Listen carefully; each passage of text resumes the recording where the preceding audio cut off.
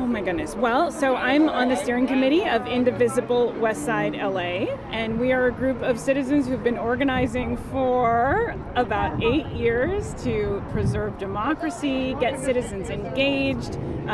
We work on state and federal legislation, and really we advocate for a positive role of government and citizen engagement. So we helped organize this as part of a national movement to say hands off Social Security. I think, I was talking with a young man yesterday who was asking us about a different action that we were involved in.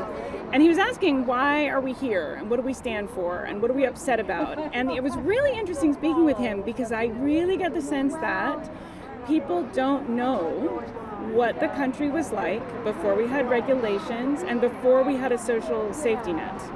So it's hard to remember when seniors didn't have any Social Security, when they didn't have anything that they had paid into that was guaranteed that they could live on when they retired. Now we're in a situation where people are living longer. And I don't think we're ready for the kind of poverty, the kind of suffering that would happen without entitlement programs like Social Security. And the reason it's an entitlement program is that's money that those people have paid in from their earnings.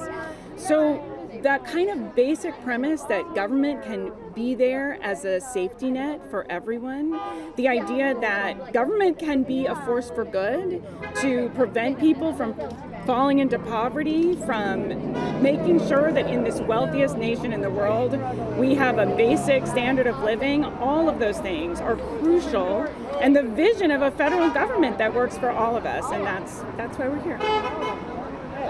Well, I will just say that my mother gets Social Security, and I think for many of us here, they're either people who hope to one day get Social Security, they are on Social Security, they are people whose parents are getting Social Security. That's the bracket that I'm in.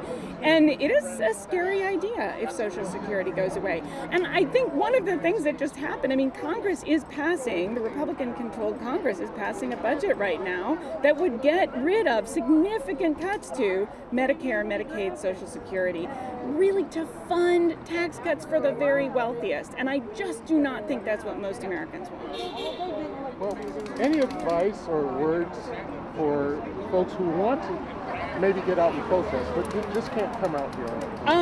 The best thing you can do is call your representative. It's very easy to find your representative, and I believe the Capitol switchboard number is 202-224-2131. I hope that's right. I've typed it so many times.